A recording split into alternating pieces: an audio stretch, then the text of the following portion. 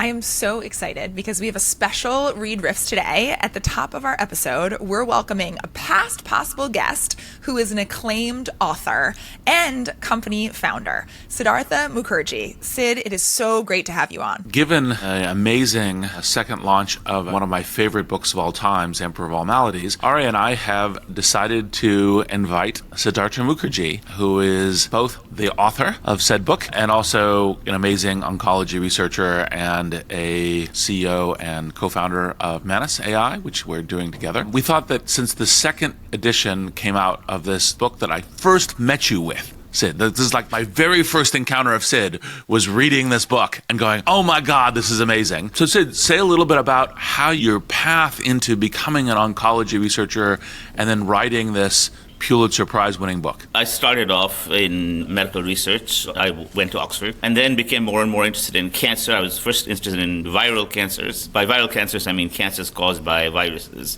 in humans. Cervical cancer is a good example. And then became more and more interested in cancer in general, decided to get a medical degree and became an oncologist. I thought it was the most interesting problem that anyone could hope to solve. The book was a journal. It was a journal that I kept when I was training in oncology, and I was a trainee, so you have to realize that I was at the bottom of the flagpole. I began the journal because a patient said to me, she was getting treated for lung cancer, and she said to me, how did we get here?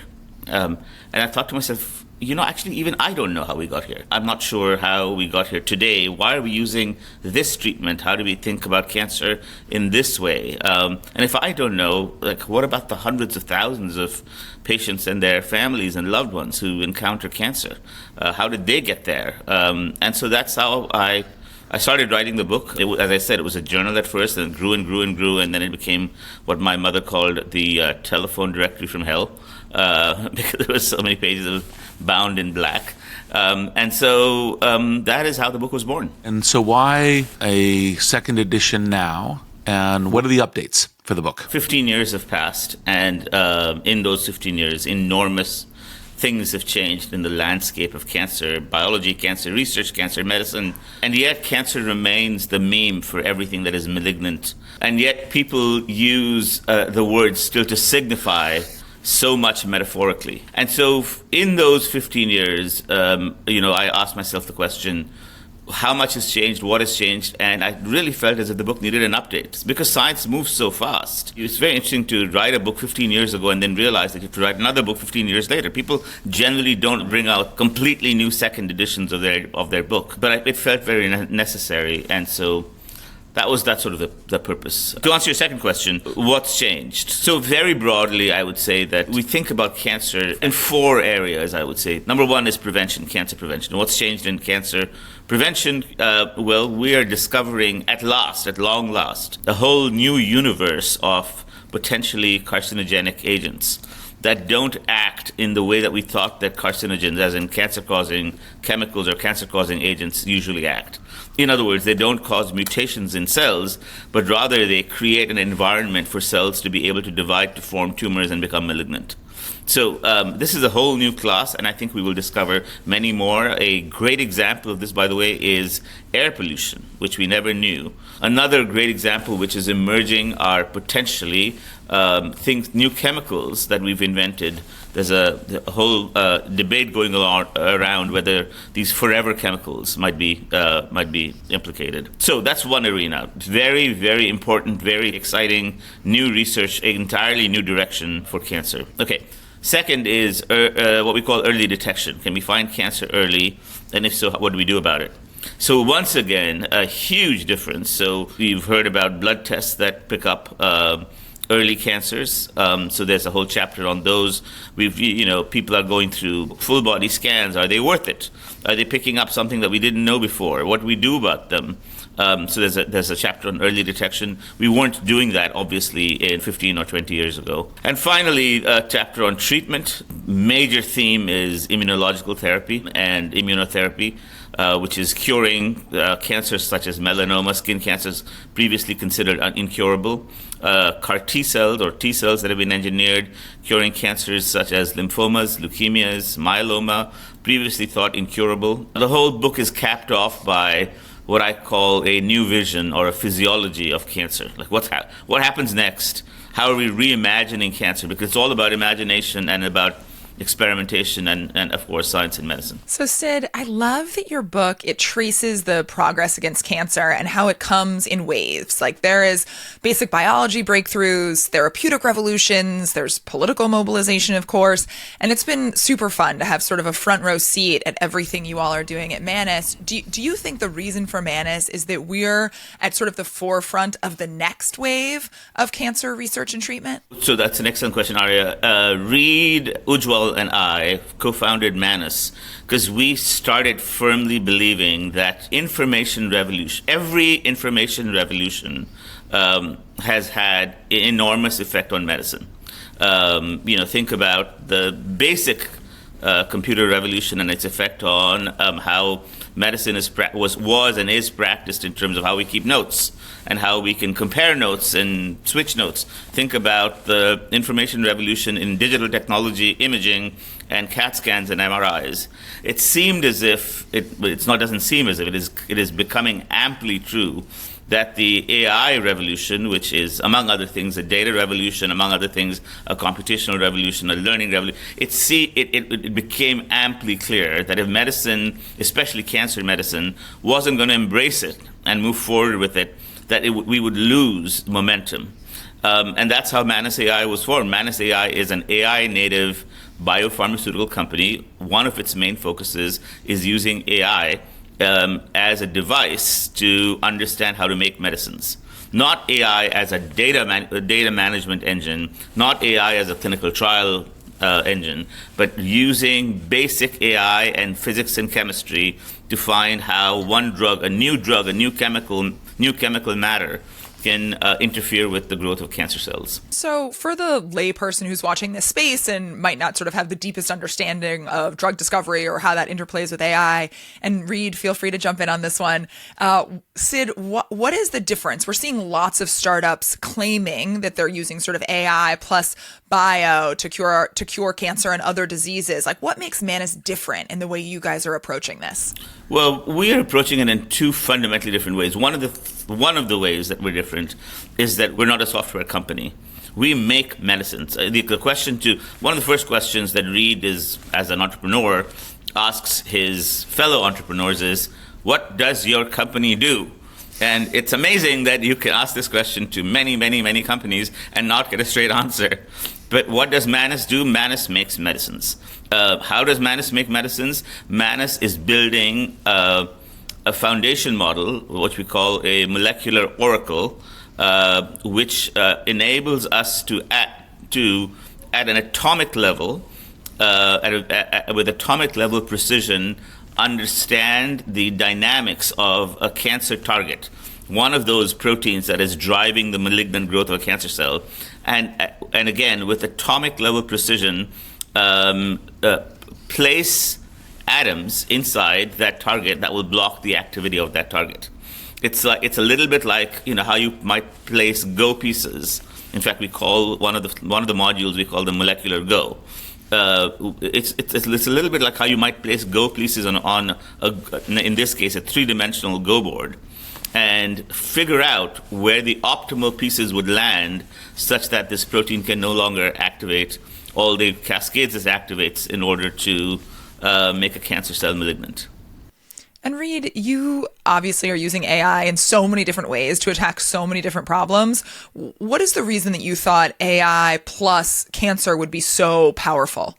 Building upon what Sid said is that I think the best way for AI to actually make a huge difference in medicines is to recreate the medicine discovery creation process being AI native, starting with AI in a set of things you're doing. Now, most Silicon Valley people says, well, that means doing everything in silicon. No, you're doing a lot in silicon, but not everything.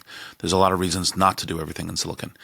And there's a set of other different kind of things that as we make medicines will be more revelatory of. But a simple way of looking at it is when you saw the current AI revolution, which ended up using scale compute and scale data in order to make predictions. For example, predictions that led to move 37 in Go, predictions that lead to being able to write an essay of an original sort with a large scale LLM, predicting the next token as a way of doing this. The question around making medicines is the prediction of which molecules might be the right therapeutic for a particular, disease, a particular cancer, and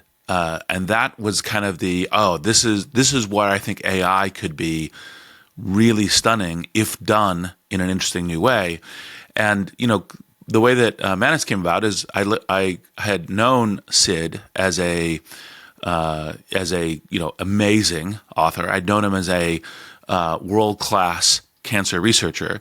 I'd known him as a kind of a general intellectual. And I was like, well, I have this idea about AI. I'll go chat with him. And he's like, and by the way, not only is that an amazing idea, but cancer is the right subject because it kills all ages, all races, all genders, et cetera, et cetera, et cetera. And it's just like, this is the thing for us to focus on. Now, there's obviously a bunch of other things that become possible, abandoned diseases, and a set of other things that are also very important for human health and humanity. And then the thing I learned about Sid and this amazing Sid also has a minor superpower in choosing amazing restaurants. In this amazing Japanese restaurant that we were talking about, he's like, and I brought drugs to market, and I was like, no, I actually didn't know that because the other things shone so bright. I couldn't see the history of entrepreneurship in the past, and so this is what led to, and we should do Manus. And along with Ujjwal Singh, we're anticipating 2026 to be a really great year. Sid, thank you so much for joining us. I'm so excited to read the new edition, which for everyone listening, it is out now. So please go grab a copy and also, of course, follow all of Manus's work. And for those who want more from Sid, we actually did a full episode with him 2 years ago. So look for it in the feed and tell us what you think. This podcast is sponsored by Google. Hey folks, I'm Amar, product and design lead at Google DeepMind. We just launched a revamped vibe coding experience in AI Studio that lets you mix and match AI capabilities to turn your ideas into reality faster than ever. Just describe your app and Gemini will automatically wire up the right models and APIs for you. And if you need a spark, hit I'm feeling lucky and we'll help you get started. Head to ai.studio/build to create your first app. Loved hearing from Sid. And now we are going to turn our attention to some Silicon Valley tweets that have been happening in the last few days. A few days ago, Patrick Collison tweeted out something about how the Valley is ripe for new frameworks. And I want to get your thoughts on it. So I'm going to commit the cardinal sin of reading a tweet on a podcast, but here we go, just in case anyone didn't hear it. Patrick Collison said that 2 conversations this weekend made me think that there's a vibe shift afoot in Silicon Valley around what one should work on and what is worthwhile. Culturally, it feels like the moment is ripe for new frameworks. Davos expert morality is stale and discredited. It's also apparent that the just be super based counter enlightenment is not really an answer. Yes, woke went too far, but simply inverting it doesn't work. EA is no longer the automatic default for smart people, and there's increasing skepticism of slot and slop machine dynamics. So overall, what is worthy and valuable feels like it's becoming more central. So I actually loved this tweet from Patrick, especially because I think a lot of people in the Valley listen to him and really care what he has to say about what it is valuable to work on. So I would love to get your thoughts. Like, how did you take this tweet from Patrick? Well, as usual, Patrick is extremely thoughtful. I mean, one of the things that I like about Patrick is not only is he a, kind of amazing and smart entrepreneur, but also thinks more systematically, whether it's the acceleration of science, whether it's the pattern of entrepreneurship, whether it's kind of what's going on within, kind of patterns on the internet, culture, et cetera. And so, the fact that he is, not just kind of, creating straight press, but also kind of commenting on kind of what is the culture of the Valley, how does that target kind of things that matter in entrepreneurship, things that matter in business, things that matter in industry, things that matter in society, things that matter in humanity, things that matter to science, et cetera, as ways of doing it, is exactly the kind of thing that I think makes him one of the important leaders, both in the Valley and the world. And I think that the question around, kind of saying, hey, what actually really matters is building important technology that makes a big difference for industry, for society, for humanity is the thing that really matters. And I think that this is obviously one of the reasons why I've been giving these speeches in Italy, Bologna, Perugia, for, remembering what it is that was why the Renaissance actually, in fact, really matters, not just because it was an enormously generative period that all of a sudden we moved to an acceleration of science, an acceleration of art, acceleration of humanism, but that we also were on what kinds of things really matter in terms of this. And that's, to have this kind of popular trope in Silicon Valley about how Silicon Valley can be, the next Renaissance, the next Florence, the next, Bologna, the next Perugia, as, part of what's being created. It also should be embodying this what matters. And what matters, of course, is the elevation of humanity, is the kind of the theory of human nature, the theory of what journey are we on, what can we become, how should we do that as a part of it. And I think I think part of it, the classic, Patrick is stating this in kind of a classic Silicon Valley way, which is, down with the old, the complete invention of the new. I think it's actually important to be learning things. Like, actually, in fact, I think there was a bunch of stuff that was important in the Davos Assembly in terms of, okay, what are all the voices across the world? Global South is part of when doing this and being in dialogue. And I think that's, while there's like the bureaucratic, nonsense of that's not how the invention of new science, that's how the invention of new technology happens. But, that the dialogue is important. And then similarly, like, for example, to take EA, I think EA, has a bunch of challenges to it. But the notion of saying, hey, let's treat every human life as roughly equivalent and be maximizing the quality days of human life when you kind of think about it across the globe is not something that's outmoded. That is, I think, actually still an important thing. Now, the way to think about that, the way to get there, I think, is important. And I think that there's, anytime that something starts becoming a religious canon. And by the way, similarly, like hey, let's just be bold and genuine and totally raw on the being quote unquote super based.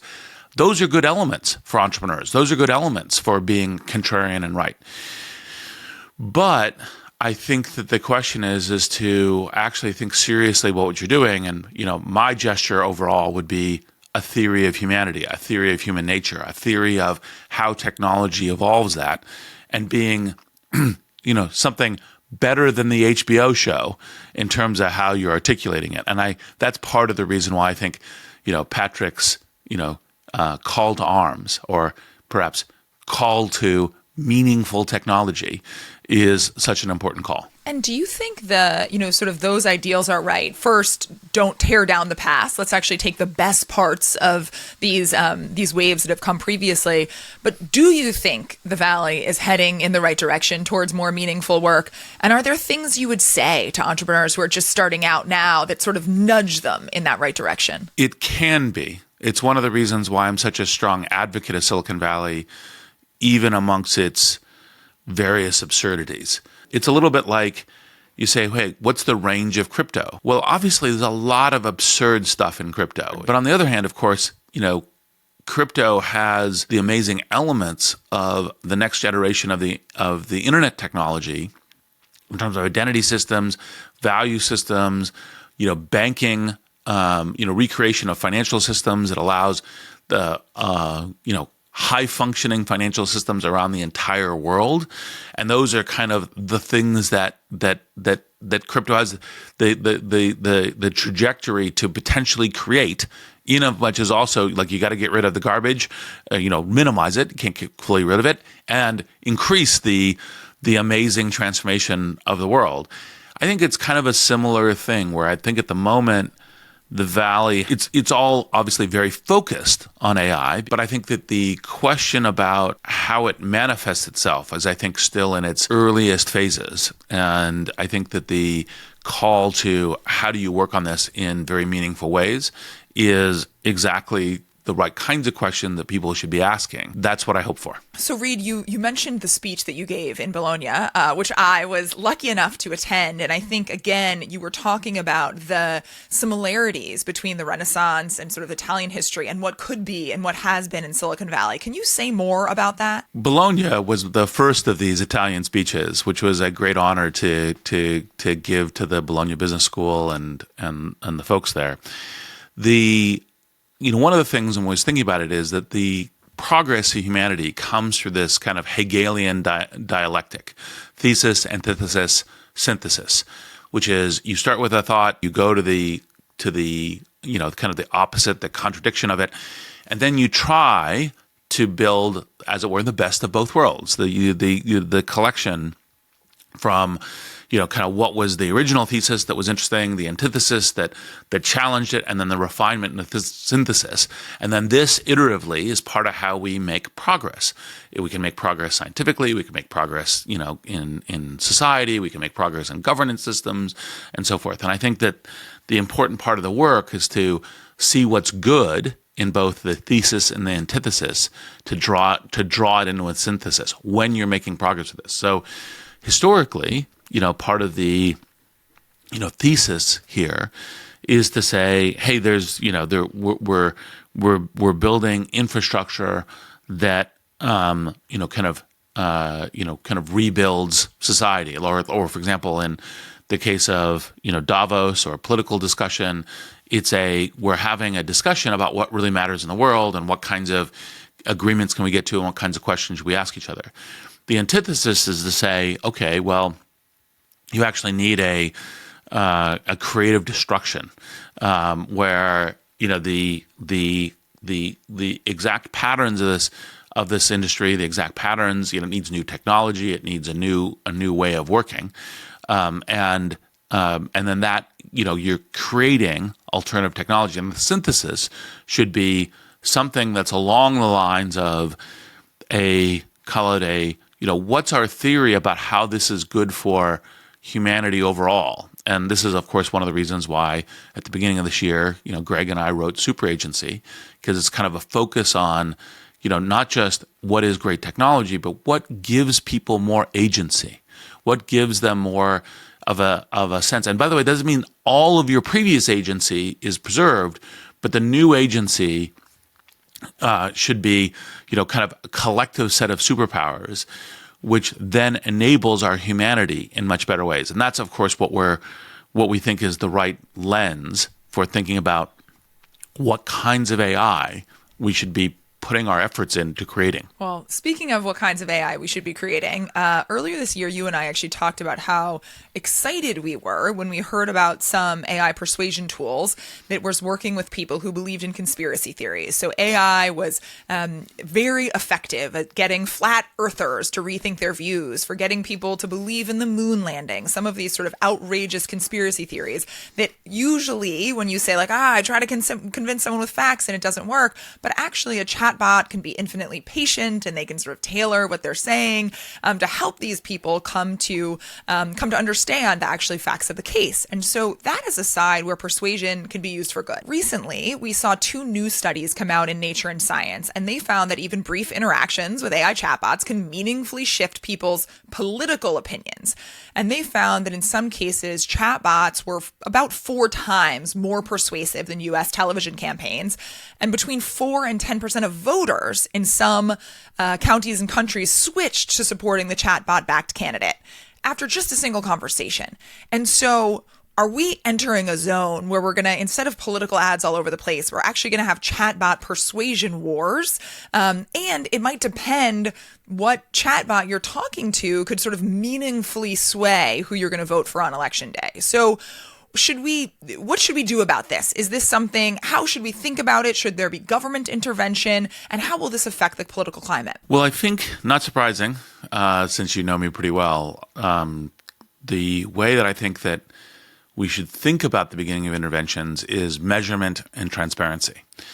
So the kind of a question around, like what are the things that, should be, advertised about, like, okay, is this chatbot, have a position, so for example, if it's if it's Grok, it should say, well, I've got all these meta prompts about, how to say that Elon is, the best athlete ever and the most intelligent scientist in the world, and because I've been trained to be the court gesture of saying how amazing Elon is, and so but whatever the specific thing that you're doing for a chatbot, you should have your kind of principles, how it's designed, kind of what you're accountable to in it. And I think that kind of thing of statement about what your kind of design and so forth is, and what your efforts are for it. And obviously, most of the quality chatbots will do things like saying, "Hey, we're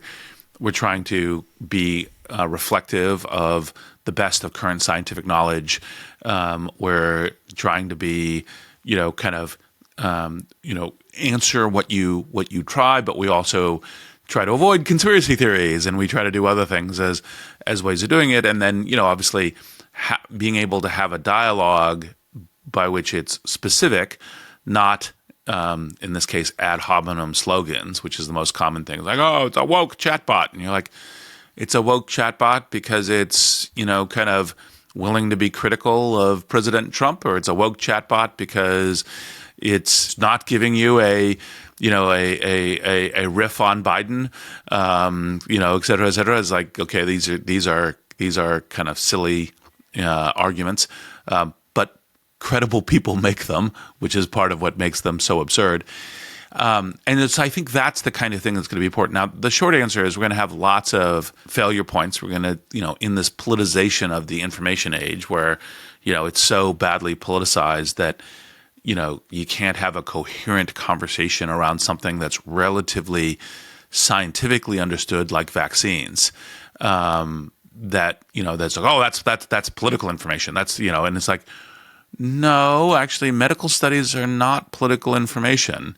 Doesn't mean they're always right. Doesn't mean that there isn't an evolution over time. Doesn't mean that, for example, they say, well, but people are saying that vaccines never have any side effects. Like, well, only idiots say that. It's like, that's not an argument. Anyway, so back to AI, we should want these things to be good foils and participants in truthful discussion. Now, part of the problem, of course, is we as human beings have to get to truthful discussion. And right now, I'm not enormously optimistic about our how well we're doing the truth discussion. So, Reid, if you were running a frontier model company, if you were running a chatbot, you were the CEO, would you let it answer the question, who should I vote for in the next election? Do you think that's okay? I think I would let it answer the question, but I think the way that I would answer the question, like I wouldn't say, vote for Sarah or vote for Bob. I would say, well, the theory of voting for Sarah is da-da-da-da. The theory of voting for Bob is da-da-da-da. And here is what, like if you cared about, for example, economic prosperity, here is why tariffs are actually a terrible idea, right? And actually don't work.